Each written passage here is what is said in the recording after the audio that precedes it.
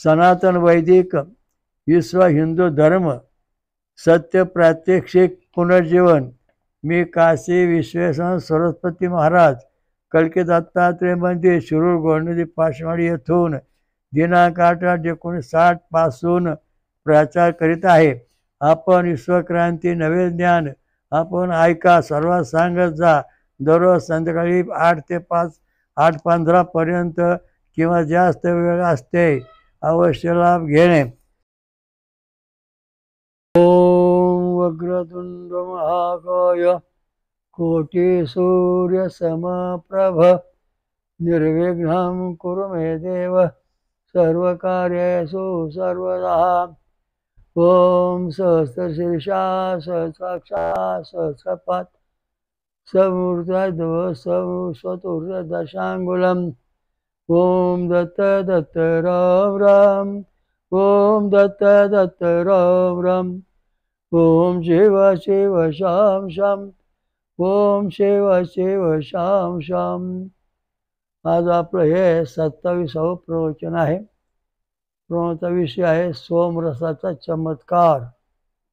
सोमरसामुळे काय काय घडते त्यात सुरू होईल. ओम अभिहर्षम अनपच्युतहारयं समश्चो सासयथ नावस्य संकृधी नावस्य क्रोधी. शत्रूंचा पराभव करण्यासाठी उपयुक्त, तसेच शत्रूला अनाघात अशी संपत्ती हे सोम तू आम्हाला मिळवून दे. तसेच तू आम्हाला अन्नधान्य व धन संपन्न कर. आता याच्यामध्ये धन, याच्यामध्ये अनेक धनाच्या गोष्टी आहेत. धन म्हणजे जे आपल्या नशिबात नाही ते आपल्याला मिळालं पाहिजे, म्हणून त्याला धन संपत्ती म्हणते. तर सांगायचा मुद्दा असा आहे. आता याच्यात महत्त्वाचा मुद्दा असा आहे की बाबा हा सोमरस काय म्हणतो, मानवाला स्वतंत्र बुद्धी प्राप्त होईल, मानवाला स्वतंत्र धनसंपत्ती मिळेल, मानव स्वतःच्या पायावर उभा राहील, मानव स्वतःची शक्ती मिळवेल आणि मानव सोमरस पिऊन संतृप्त झाल्यास तो देवरूप स्वरूप प्राप्त करेल हे आपण म्हणतो. पण या उदाहरणार्थ असं आहे, ते बोरी झाड असतं, त्या बोरी झाडं काळे असते. ती आळई बोरीचा पाला खाऊन खाऊन खाऊन सुस्त होते. म्हणजे त्या बोरीच्या पालामधून, त्या बोरीमधून बोरामधून तिला सोमरस प्राप्त होतो आणि ते संतृप्त झाल्यानंतर तिची बुद्धी वेगळ्या प्रकारची असते. आता एक गोष्ट अशी आहे, ही आळई जी आहे, ही आळई असताना याचं आपण जर समजा प्रयोगशाळेत तपासणी केली तर हिच्या ज्या आतल्या शिरा आहेत त्या पूर्णपणे भरलेल्या असतात, त्या पोकळ नसतात. गुणसूत्र, रंगसूत्र किंवा जीन्स, जनुक हे सगळ्या आळ्यामध्ये पाहिल्यानंतर ते सगळे जड स्वरूपामध्ये असतात. आणि हे जड स्वरूपात असल्यानंतर ही आळई सोमरस खाऊन खाऊन सुस्त आणि तिला बुद्धी होते की आपण आता आपलं जीवन बदलायला पाहिजे. मग हे आळई आपल्या शरीरातून उभ्या धागे म्हणजे छंद तयार करते, आडव्या धाग्याने स्वर तयार करते आणि मग ती कोस बनवते. हे कसं काय, आपण विणा घेतो, विण्याची तार, विण्याची तार म्हणजे छंद आहे आणि तिला छड आहे तर स्वर तयार होतो. तशा प्रकारचं हे आळई जी आहे ती कोस तयार करते आणि कोस तयार केल्यानंतर त्या कोशामध्ये काही दिवस पडून राहते. तिला गुरु नाही, तंत्र नाही, मंत्र नाही, कोण सहकार्य नाही. ती आपल्या स्वतःचाच विकास करण्याकरता स्वतःला कोंडून घेते आणि त्यानंतर तिचं फुलपाखरात रूपांतर होतं. फुलपाखर रूपांतर झाल्यानंतर ती आळईचं फुलपाखर झाल्यानंतर ते कोस फोडून बाहेर येत आणि आकाशात फिरायला लागते. पहिले ती काय खात होती, बोरीचा पाला. आता काय खाणार, फुलातला रस खाणार, मध खाणार, म्हणजे ते बोरीचा पाला खाणार नाही. आता यावेळेस समजा प्रयोगशाळेमध्ये पुन्हा ते आळे घेतले, आळ्याचं फुलपाखरू झालेलं पाहिलं. तर आळ्याचं फुलपाखरू झालं तेव्हा त्या आळ्यात जे काही म्हणजे जड जड जडपणाच्या शिरा होत्या त्या पोकळ झालेल्या आहेत. कारण पाखरांच्या हाडामध्ये पोकळपणा असतो म्हणून पाखरं हवेत उडतात. तशा प्रकारचं या आळ्याने आपलं जीवन आकाशमय तत्वाचं बनवलं.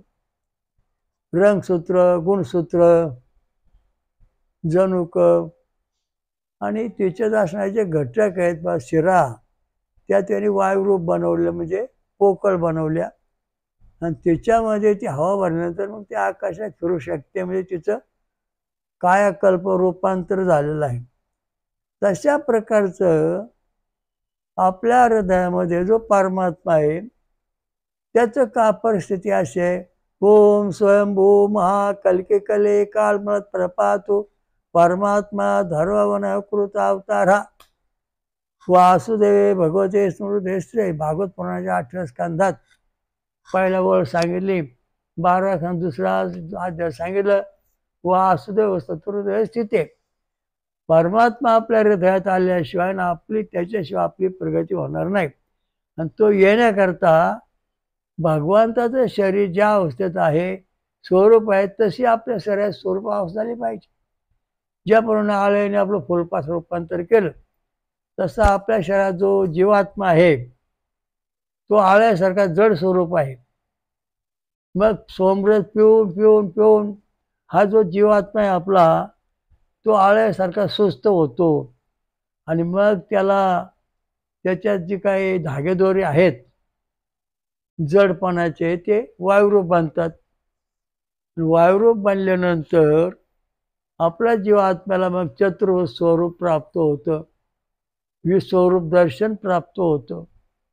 तर आपलं स्वरूप जे प्राप्त होते सोमरसामुळं होतं. आता हे जे आळय आहे तिला कोणी गुरु नाही, कोणाचं सहकार्य नाही, कोणाचं ज्ञान घेतलेलं नाही, कोणाच्या सहवासात राहिले नाही, फक्त सोमरस पिली आणि तिच्यात एवढा बदल झालेला आहे. तसा जो साधक मानव आहे त्याने जर समजा सोमरस प्याला, फळांचा रस, उसाचा रस, नारळाचं पाणी जर कायम पित राहिला तर त्याच्या शरीरामध्ये परमेश्वराचं म्हणजे दिव्य स्वरूप प्राप्त होतं, मंगलमय दिव्य स्वरूप प्राप्त होतं. त्याचं जीवन धन्य होतं. वरण भात खा, आमटे खान, देवाचं नाव घ्या असं होत नाही. कोंबड्या बकऱ्या कापा अमुक होईल तसं होत नाही. कारण या ठिकाणी परमेश्वर प्राप्ती करण्याकरता फक्त सोमरस सांगितलं आहे. मग रामप्रभू कंदमुळे फळ खाऊन सोमरस पित होते, भगवान कृष्ण कंदमुळे खाऊन सोमरस पिते, तर दत्त महाराज सोमरस पिऊन कायम राहतात. तर आता हनुमान जो आहे तो कायम सोमरस पितो म्हणजे फळं खातोय आणि फळाचा रस पिऊन राहतोय म्हणजे त्याच्या शरीरामध्ये त्याच्या शरीराची जी काही शक्ती आहे. आता बघा मारुतीनं आपण आहोत. आता मारुतीचं शरीर आपलं शरीर सारखं आहे परंतु तो हवेत तरंगतो, आपण हवेत तरंगत का नाही. तेव्हा एकदा फमावर रात्री मारुतीराय बसले, मी तर बसलो होतो रात्री 5:30 वाजल्या. म्हणलं कोण बसलाय, काळा माणूस फमावर. मग जवळ गेलो, जय श्रीराम. तो म्हणे जय श्रीराम. मारुतीयांची आमची भेट झाली प्रत्यक्ष, गप्पा मारल्या जात नाहीत. आणि मग त्या मारुतीरायांचा हात भेट झाला, त्यांचा हात पाहिले मी, तर त्यांची जी बोट आणि हाडं नाही त्यांना खुर्च्या आहेत आणि ते खुर्च्या ज्या आहेत तर पोक आतून पोकळ आहेत.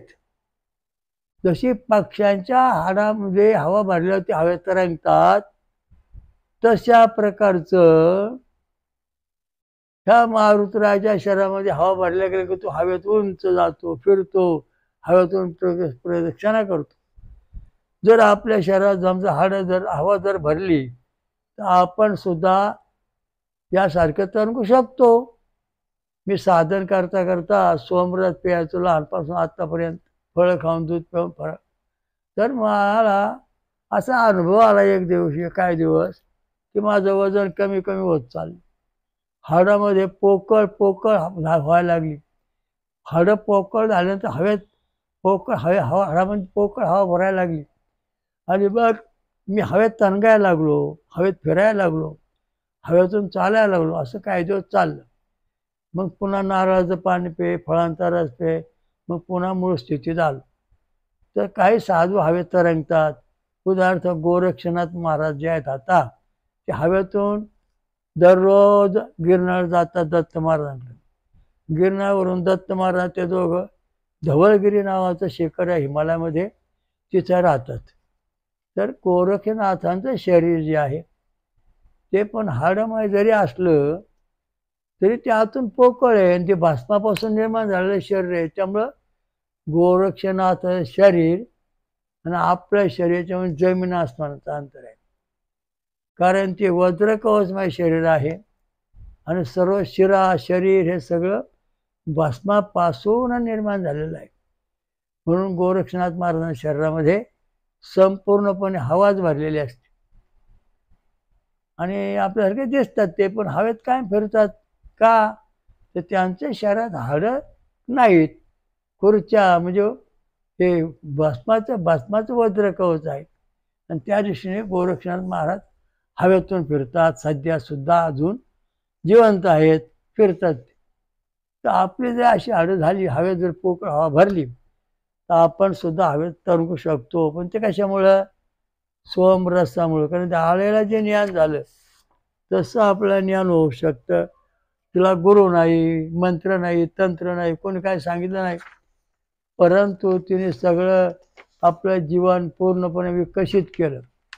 तशा प्रकारचं तुम्हाला गुरु नाही, मंत्र नाही, कोणी काय बोलत नाही, पण तुम्ही जर फळं खाऊन दूर राहिला सतत कायमचे, तर तुम्हाला आपोआप ब्रह्मज्ञान प्राप्त होईल, ईश्वर प्राप्ती होईल आणि तुमच्या जीवनाचा कायकल्प होईल आणि मग जीवनपणे तुम्ही विश्वरूप झालो, गणेश झालो, अशा तुम्हाला शक्त्या प्राप्त होऊ शकतात. परंतु ते खऱ्या नसतात त्या शक्त्या. कारण का? तर गणपती स्वरूप होण्याकरता प्रत्यक्ष तुम्हाला कपाळाला सोंड यायला पाहिजे, तेव्हा तुम्ही गणेश स्वरूप होता. भृसुंडी नावाचा ऋषी होता, तो सोमरस प्यायचा, फळं खायचा, गणेश भक्ती करायचा. तर त्याच्या शरीराचा कपाळाला सोंड आली आणि मग तो गणपतीला भृसुंडी ऋषी गणेशा अवतार झाला. तसे आपण स्वतःला अवतार म्हणून घेतो. कोणी म्हणतो मी शंकराचा अवतार, कोणी म्हणतो दत्ताचा अवतार. अरे पण तुम्ही अवतार आहात, पण तुम्ही अवतार आहात त्याला पुरावा काय? तुम्ही ज्या वेळेस स्वतःला अवतार म्हणून घेता, हा ह्या देवाचा अवतार आहे वास्तविक म्हणता, मी ते मान्य करीत नाही. याचं कारण सांगतो. कारण याने होम हवन केले का? वेदांतातले मंत्र म्हणलेत का? गायत्रीचे मंत्र म्हटलेत का? छंद आणि स्वरामध्ये आपलं शरीर बनवलंय का? नाही. त्यात सोमरस पेतोय का? नाही. त्यामुळं हे अवतार होऊ शकत नाहीत. विनाकार समाजाची ही दिशाभूल आहे. हे बोगस अवतार यांना तुमची पूजा यांची करू नका, यांचा काय उपयोग नाही. जे महाराज वरण भात खातात हे पितर तत्वाचे आहेत. जे महाराज का साधू लोक अमंगळ खातात ते भूतियान मार्गाचे आहेत. जे फळं खाऊन दूध पिऊन राहतात ते देवयान मार्गाचे आहेत. आणि जे फळं खातात फळाचा रस पितात ते ब्रह्मयान मार्गाचे आहेत. आपल्या भारतामध्ये 2 पक्षी आहेत, छत्रपक्षी आणि होले. एक पक्षी असा आहे की तो झाडावर बसून राहतो, जमिनीवर येत नाही. तो फक्त फुलातलाच रस पितो, पाणी सुद्धा पित नाही. तर त्याची ब्रह्मस्थिती आहे, ज्ञानप्राप्ती आहे त्याला. त्याच्या शरीराची अवस्था फार नाजूक आणि तो माणसासारखा कधी कधी बोलतो, संवाद देतो.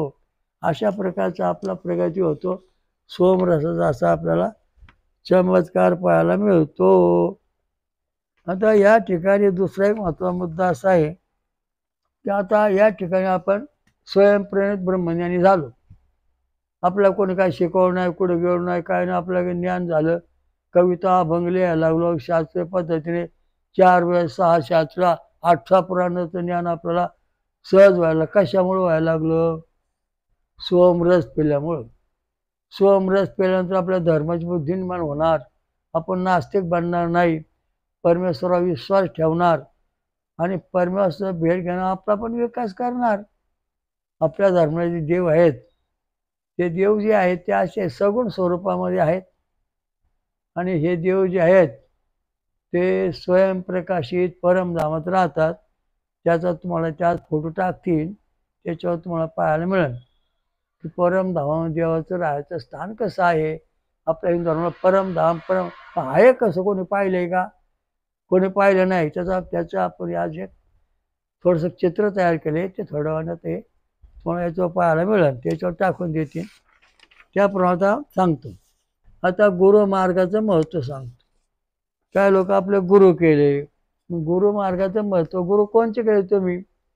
जादूटोणा मंत्र तंत्र हे सगळे चुकीचे गुरु आहेत. जादूटोणा मंत्र तंत्र दाखवून ईश्वर प्राप्ती होत नाही. तुम्हाला ईश्वर प्राप्ती करून घ्यायची असन तर स्वमरसच प्याला पाहिजे आणि वेदातले मंत्र म्हटले पाहिजे. त्याच्याशिवाय तुमचं शरीर ईश्वरमय बनणार नाही. आता हा मंत्र असा आहे, ओम भू ओम भुवा ओम स्वा ओम महाजन ओम तपम सत्यम ओम तत्सवितुवरेण्यं भर्गो देवस्य धीमहि धियो यो नः प्रचोदयात्. हा गायत्री मंत्र आहे. हा जेव्हा तुम्ही 1,00,000 वेळा जपतान तेव्हा तुमच्या शरीरामध्ये जी हाडं आहेत ती थोडी थोडी पोकळ होतील. त्याच्यामध्ये हवा वाढल्यासारखं वाटतं, उत्साह वाढन, तुमचं आयुष्य वाढन, हाडांचं आयुष्य वाढन आणि मग तुमचा उत्साह वाढन. त्यावेळेला छंदाच्या स्वरूपामध्ये आपलं शरीर बनलं पाहिजे. आणि छंदाच्या स्वरूपात शरीर बनवायचं काम फक्त गायत्री छंद, उष्णिक छंद, अनुष्टुप छंद, भ्रते छंद, पंचछंद, त्रिष्टुप छंद, जगत छंद, 7 स्वर आहेत. हे आपलं शरीर बनवतात देवस्वरूप. आणि ह्या स्वरामार्फत जेव्हा आपण मंत्र म्हणू तेव्हा आपण देवरूपात येऊ. तसे येणार नाही. 24, 28, 32, 36, 40, 8, 72 अशा अक्षरातलेच मंत्र म्हणावं लागतील. तेव्हा आपली शरीर प्रकृती आहे ती ईश्वर बनते, तशी बनत नाही. तुम्ही 19, 23, 25, 27 नंतर 31, 34, 37, 39 असे जर तुम्ही 41 अशा पद्धतीचे का मंत्र म्हणू लागलात अक्षराचे तर तुमची शरीर प्रकृती तुम्ही देवभक्ती करीत असून सुद्धा राक्षसी वृत्तीचे बनते. राक्षस स्वरूप तुमच्या शरीरात प्राप्त होत. आपलं गुरुदेव महात्म्य त्याच्यामध्ये गायत्रीचे मंत्र भरपूर दिले आहेत. कल्केश्वरी, नंतर समजा नवनाथ, गुरुचरित्र, ज्ञानेश्वरी, भगवद्गीता, तुकाराम ज्ञानेश्वर यांचे संतश्रेष्ठ अभंग, एकनाथांचे, हे सगळे वेदांना धरून लिहिले. कसे तर प्रत्येक जे अभंग लिहिले ते 1 ते 16 अक्षराच्या आतमध्ये आहेत. आणि 1 ते 16 अक्षराच्या जे अभंग वाङ्मय आहे हिंदू धर्मातलं ते छंद स्वरूपाने व छंद आणि स्वर स्वरूप आहे. त्यामुळे आपण तो अभंग म्हणलो आपला फायदा होतो. रूपात लोचने सुख झाले व साधन. हा अभंग म्हटला की तुमच्या शरीरामध्ये अनुष्टुप छंद गांधार स्वरात शक्ती उतरते आणि मग तुम्हाला विष्णू स्वरात दर्शन होऊ शकतं आणि सारखी तीच ओढ लागते. परमेश्वराची सारखी ओढ आपल्याला का लागते, का लागत नाही, आपण असते का बनतो याचा विचार आपण कधी करीत नाही. कारण का तर आपल्या शरीरामध्ये जे ठोंबे नाडी ठोके पडतात ते ठोके तुम्हाला 60 ते 72 म्हणजे छंद आणि स्वरूपाच्या स्वरात पडले पाहिजे. 24, 28, 32, 36, 40, 48, 72 या स्वरूपात जेव्हा आपल्या शरीराचे ठोके पडतील नाडीचे हृदयाचे त्यावेळेस आपल्याला ईश्वर प्राप्ती होते. 19, 23, 25, 27, 41, 42, 43, 51, 52, 53, 55, 57, 59, 61, 62, 65, 66, 70, 71 असे ठोके आपल्याला पडले तर आपल्या शरीरामध्ये छंद नाहीत, छंद स्वरूप प्रकट झालेले नाहीत. त्यामुळं आपण कुठल्या तरी वाटेने बहकट चाललो आणि काहीतरी करतो आहे आपलं शरीर परमेश्वराचा रस्ता चुकलेला आहे. परमेश्वराच्या रस्त्यांचा असन ऋग्वेद, यजुर्वेद, अथर्ववेद याच्यातलेच मंत्र म्हटले पाहिजेत किंवा या छंदाला स्वरूपच ते मंत्र म्हटले पाहिजेत. त्याच पद्धतीत ते मंत्र असले पाहिजेत. वेदोक्त पुराणोक्त असं मंत्र म्हटलं जातं. ते वेदामध्ये जे मंत्र म्हटलेले आहेत त्या स्तोत्राची रचना याच्यात केलेली असते. कशात? पुराणामध्ये. आता समजा आपण हे घेऊ गणपती अथर्वशीर्ष. गणक ऋषी, गणपती देवता, नेतृगाय, छंदा, पुढे शरदा स्वर पाहिजे, म्हणजे हे वेदाला धरून वाक्य झालं. आपण राम रक्षा घेतली, बुध कौशिक ऋषी, श्री सीतारामचंद्र देवता, हा अनुष्टुप, छंदा, गांधार स्वर नाही. मी ते गांधार स्वर म्हटलो की ही राम रक्षा जी लिहिलेली आहे ही वेदांताला धरून आहे. नंतर दसरा ऋषी, शनिश्वर देवता, त्रिशूप, छंदा, दैवस्वरा हा मंत्र, ही जे सूक्त आहे ते शनिचर महाराजांनी धरून लिहिलेलं आहे. पुढे ते दैवस्वर, त्रिशूप, छंद, दैवस्वर लिहिलेलं नाही, आपण ते दुरुस्त करायचं. असं जेव्हा आपण हे वेदोक्त रचनाची रचना करून वाचू तेव्हा आपली प्रगती होईल. शनी, मंगळ, राहू जे आहे ते आपल्याला छाळणार नाहीत. पण जर आपण समजा आता शनी महाराजचा मंत्र आहे, ओम नीलांजन समाभासम रविपुत्रम यमाग्रजम छायामार्तम संभवतम तम नमामि शनिचरम. आता या ठिकाणी जर आपण शनिचरम म्हटलो, या याच्यामध्ये विसंगती तयार झालेली आहे आणि आपला जो साचा आहे तो शनी महाराज आपला प्रसन्न व्हायचा तो चुकलेला आहे. मग हे होऊ नये म्हणून सोमरस पिण्याची आवश्यकता आहे. तुम्ही सोमरस सतत पेलात आणि कुठलाही मंत्र म्हणा घेतलात तरी तुमच्या चढदिस लक्षात येईल की हा मंत्र 1 ते 16 अक्षराच्या आत किंवा 24, 28, 32, 36, 40, 872 दरम्यान आहे. त्यामुळं आपल्या जीवनाचं कल्याण होणार आहे, आपल्या दैवी संपत्ती मिळणार आहे. ज्ञानेश्वरीमध्ये ज्ञानेश्वरांनी सांगितलं, दैवी संपत्तीनं आसुरी संपत्ती. दैवी संपत्ती सद्गुण, आसुरी वाईट गुण, ते बरं मोठं प्रकरण आहे. परंतु सांगायचा मुद्दा असा आहे की तुमच्या दैवी संपत्ती आहे की नाही. ते जेव्हा आपण आपले ECG काढू, 6 बटणं जी आहेत, 6 mm ते 10 mm आली की आपल्या शरीरामध्ये दैवी शक्ती आहे, दैवी संपत्ती आहे. आणि ही बटणं जर 3 बटणं निगेटिव्ह, 5 असतील तर आपल्या शरीरामध्ये आसुरी शक्ती निर्माण झालेली आहे. ज्यावेळेला काही आधी कोणी जर ते बटन आलं, व्होल्टेज निघालं, ते काढला, काय राव, राम राम राम, काय म्हणला, लगेच फिरलं बसतं त्याचं. म्हणजे चांगला बोलतो अजून ती माणूस लगेच उलटा फिरवतो, त्याचा भरोसाच नाही ना. कारण व्होल्टेज त्याचे चुकीचे आहेत. त्यामुळे जेव्हा तो निगेटिव्ह पूर्ण असतो तेव्हा तो आपला ऐकून घेत नाही, आपल्या ग्रुपला राहत नाही, सोडून पळून जातो. कारण त्याच्या शरीरात अनेक प्रकारचे दोष आहेत. चेडे गोटे भानवते कारण हे तुमच्या शरीरात कशी शिरते, हे चेडे गोटे भानवते नेमकं काय आहे आणि देव म्हणजे नेमकं काय आहे. आपल्या शरीरामध्ये आपल्या शरीरामध्ये लोह, जस्त आणि तांब, लोह तांब्यान जस्त असावं लागतं. लोह तांब जस्त शरीरात असलं तर आपली जे शरीर प्रकृती मजबूत बनते आणि त्यांचं प्रमाण जर समतोल असेल, आपल्या शरीरात जर 99% जास्त पिस्त असेल तर आपल्या अल्फाकिरण प्रगटणार. मग छंद, स्वर याचं आपल्याला ज्ञान व्हायला लागणार. आणि जर समजा आपल्या शरीरामध्ये जास्तच नसेल तर आपल्या शरीरामध्ये अणुबॉम्बचे गॅम आणि बॅटा किरण येऊ शकतात. जसं कोरोना आला बॅटा किरणांचा आणि लाखो समाज संपला, कारण त्यावेळेला माणसाच्या शरीरामध्ये जास्त नव्हतं, सोमरस पेत नव्हते. सोमरामध्ये लोह, जस्त आणि तांब हे 3 घटक असतात. ज्वारीमध्ये लोह आणि जस्त आहे, तांब नाही. त्यामुळं ज्वारीपासून म्हणावं तसं रक्त शरीरात तयार होत नाही. बाजरीमध्ये लोह, तांब्याने जस्त आहे म्हणून बाजरीमधून काय तयार होतं, रक्त व्यवस्थित तयार होतं, पेश आपल्याला अल्फा किरण दैवी शक्ती शरीरात राहते. गव्हामध्ये लोह जस्तन तांबे आहे, त्यामुळे रक्तवक्ष प्रकट होतं. नारळामध्ये लोह तांब्यान जस्त आहे, बदाम काजूमध्ये लोह तांबे जस्त आहे. तो एवढीच घटक आहे, एवढेच प्रकारचे आहेत.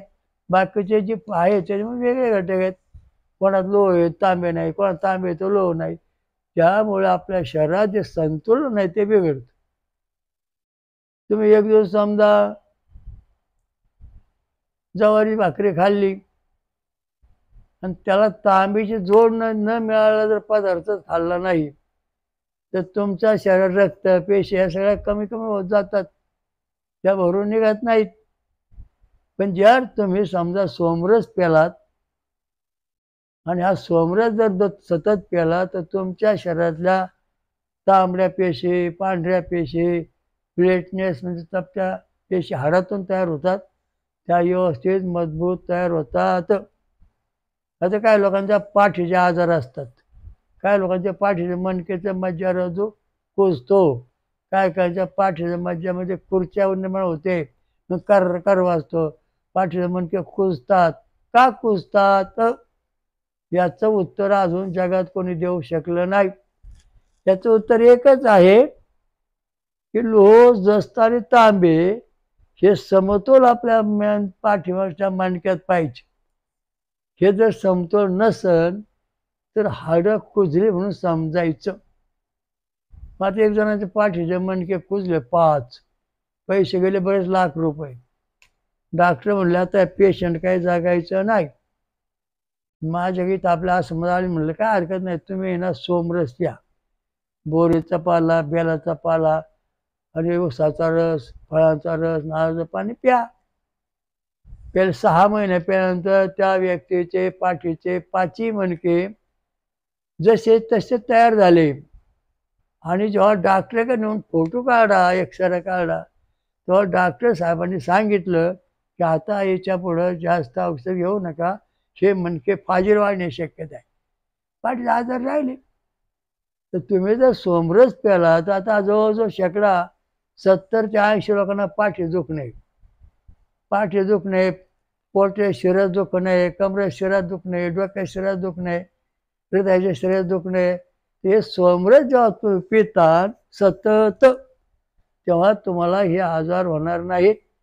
कारण सोमरस जो आहे हा तेजस्वी, सोमप्रणीत आणि अन्न, पाणी, औषध आणि वातावरण याच्यातलं जे प्रदूषण आपल्या शरीरात तयार होतं तो बाहेर फेकून देणारा रस आहे. जीवनसत्व हलकं जीवनसत्व म्हणजे आवळा समजा, तर त्याच्यामार्फत आपल्या शरीरामधलं औषध, अन्न, पाणी, औषधाले जे प्रदूषण ते बाहेर काढले जातं. तर आपल्याला जे काय निर्णया प्रकारचे आजार होतात ते प्रदूषणामुळे होतात. तुम्ही जर भरपूर गोळ्या खाता असता तर सोमरस प्यायला पाहिजे, म्हणजे त्या गोळ्यापासून जे शरीरात वाईट परिणाम होतात ते होणार नाहीत. तुम्हाला जर समजा भरपूर अन्न वाकडं तेल खाता असता तर सोमरस प्यायल्याशिवाय ते सरळ होणार नाही. आणि परमेश्वर प्राप्ती करण्याकरता वर्षातून 7 दिवस म्हणा किंवा काही दिवस म्हणा सोमरस पिऊन साधना केली पाहिजे, ग्रंथ वाचले पाहिजेत. आपण ज्ञानेश्वरी पारायण करतो, भगवद्गीता पारायण करतो, गुरुदेव महात्म्याचं पारायण करतो, देवीचं पारायण करतो, अनेक पारायण, नवनाथाचे पारायण करतो, गुरुदेव पारायण, परंतु आपण वरण भात खातो.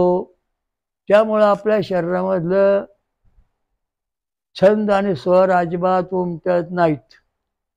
त्यामुळे हे सगळं पारायण निष्फळ आहे. लाखो रुपये खर्च करून ते पाण्यात जातात. का? तर भगवान कृष्णाने सांगितलं की एकादशी करताना फळं खा, धार्मिक कार्य करताना फळं खाऊन कार्य करा. आणि त्याच्यामध्ये तुम्ही फळं खा, फळांचा रस, ऊसाचा रस, आणि नारळाचं पाणी, हे तर सोमरस आहेत, आमरस आहे, नंतर द्राक्ष आहेत, हे सगळे आपण खातो फळं. हे सोमरसामध्ये जीवनसत्व आहेत, खनिज आहेत, अमोनिया ॲसिड आहे. अमोनिया ॲसिड मिळत नाही पण फळामधून ते आपल्याला मिळतं, त्यामुळे आपलं जीवन सुरक्षित राहतं. आणि सोमरसामुळं विशेष महत्त्वाचं म्हणजे आपलं शरीर नवं बनतं. आता तुम्हाला सोमरस खायचा म्हणजे तुम्हाला सोमरस, बोरं आणि सफरचंद जेव्हा तुम्ही रोज खाता मधून तेव्हा तुमचं वाया गेलेलं शरीर, वाया गेलेल्या पेशी शरीरातील, शरीरात रक्त निर्माण होणारी अवस्था, नंतर क्षयरोग, महारोग, कॅन्सर होण्याची शक्यता याच्यापासून आपली सुटका होते, होत नाहीत. म्हणून तुम्ही दररोज एक फळ खाल्लं पाहिजे. एखादा आवळा खाल्ला पाहिजे, आवळ्याचं किंवा लिंबाचे थोडं रस पिळून रस प्यायला पाहिजे किंवा लिंबाची पावडर आणून थोडीशी कालवण टाकून तुम्ही खाल्ली पाहिजे. फळांचा रस, सुके फळांचा रस, हे सगळं सोमरसाची लक्षणं आहेत. आणि हे खाल्ल्यानंतरच मग आपल्या जीवनामध्ये सुख शांती. कारण या सोमरसामध्ये कोलिन नाव विज्ञानदृष्ट्याने विचार सांगतो, या सोमरसामध्ये कोलिन नावाचा घटक आहे. तो आहे बोर आणि सफरचंदमध्ये, आणि काही फळामध्ये पण ते घटक आहेत. मग आपण ते खाल्ल्यानंतर तुम्ही 100 वर्षापर्यंत तरुण राहू शकता, थकवा येत नाही आणि तुम्ही 18 तास 20 तास काम करू शकता. त्यामुळं तुम्हाला थकवा येत नाही, पाठीचे मणके शरीर हाडं ठणकत नाही होत आहे. त्याच्याकरता तुम्हाला सोमरस प्यायला पाहिजे. पाठीचा जो आजार आहे, मज्जातंतूचा स्पार्नोकार्डम, याला जगामध्ये कोण नीट करू शकत नाही. जगामध्ये याला औषध पण अजून सापडलं नाही. पाठीचा मज्जारज्जू बिघडलेला आहे आणि तो जेव्हा बिघडतो तेव्हा आपली कुंडली जागी झाली तरी ती मेंदूपर्यंत पोचत नाही, कारण त्या सगळ्या शिरा आपल्या तुटलेल्या असतात. इडा, पिंगळा, सुषुम्ना, वज्रनाडी, ब्रह्मनाडी, त्या 5 नाड्यातून ही कुंडली प्रवेश करते. तर ती प्रवेश करते ब्रह्मनाडी, सुषुम्ना नाडीतून, सुषुम्ना, इडा, पिंगळा, मग ब्रह्मनाडीतून प्रवेश करते आणि ब्रह्मनाडीचा पुढे गेला वज्रनाडीत प्रवेश करते. मग तेव्हा शरीर आपलं वज्रासारखं बनतं आणि ब्रह्मनाडीतून प्रवेश केला ब्रह्मज्ञान प्राप्त होतं. पण ते कशामुळं? ही कुंडली मूळपणानं आपल्या ब्रह्मनाडीतूनच आली पाहिजे. याच्याकरता फळांचा रस प्यायला पाहिजेत, सोमरस प्यायला पाहिजेत. तेव्हा आपल्याला कुंडली ह्या मार्गातून येते. आता वरण भात खा, आमटी खा, असं करा, असं आसन करा, तसं आसन करा, अशा उडावा, कुंडली जागी होईल, असं होईल. ती कुंडली तुमची फक्त इडा, पिंगळा, सुषुम्ना 3 नाडीतून चालते. पुढे 2 नाड्या आहेत, ब्रह्मनाडी, वज्रनाडी, यातून ती अजिबात चालत नाही. त्यामुळं तुमचं शरीर काय आजारी राहणार. कुंडलीमधून अमृत तयार होतं, ते तुम्हाला मिळणार नाही. सोमरस पिल्यानंतर ब्रह्मनाडीतून कुंडली प्रवेश करते, शरीर वज्रासारखं बनतं. तीच नाडी पुन्हा सोमरसाचं प्रमाण जास्त वाढल्यास तीच कुंडली आपली ब्रह्मनाडीतून वर प्रवेश करते. तेव्हा ब्रह्म म्हणजे काय, आत्मा म्हणजे काय, जीव म्हणजे काय, आणि हे सगळं पाहायचं असून तपासून तर आपल्या 6 व्होल्टेज पॉझिटिव्ह 6 ते 10 MM आले आपल्या याची प्रचिती येते. याप्रमाणे हे सगळं गोष्ट अत्यंत महत्त्वाची आहे. दुसरा एक मुद्दा सांगायचा म्हणजे की अनेक स्त्रियांची मुलं अर्धवट गळून पडतात. कारण ती काय घालतात, जादू केली, करणी केली, यांनी भानावती लावली, यांनी लावलं, ती देव हिची काढलं, याचा कोप झाला, सगळं खोटं आहे. परंतु याच्यावर लोह जस्त, लोह, तांबे जस्त हे घटक जर शरीरात जास्त असतील त्या स्त्रीच्या आणि 5-6 बटणं पॉझिटिव्ह असतील तर शरीरातलं संतती कधी गळून पडत नाही. ओम श्री रामलिंग महाराज की जय. हयग्रीव घोर नदी गंगा मैया की जय. ओम सहस्र शीर्षा सहस्राक्षा सहस्रपाद स्ववृतादि दशांगुलम. ओम स्वयंभू विश्वराजा श्यामृत मंथनेश्वर कल्किदत्त महाराज की जय. जगात आणि महाराष्ट्रात 5वं स्वयंभू शक्तीपीठ निर्माण करणारी महापंचसागरेश्वरी महादुर्गा माता की जय. शनीश्वर महाराज की जय. सर्व देवदेवता की जय. श्री गुरुदेव.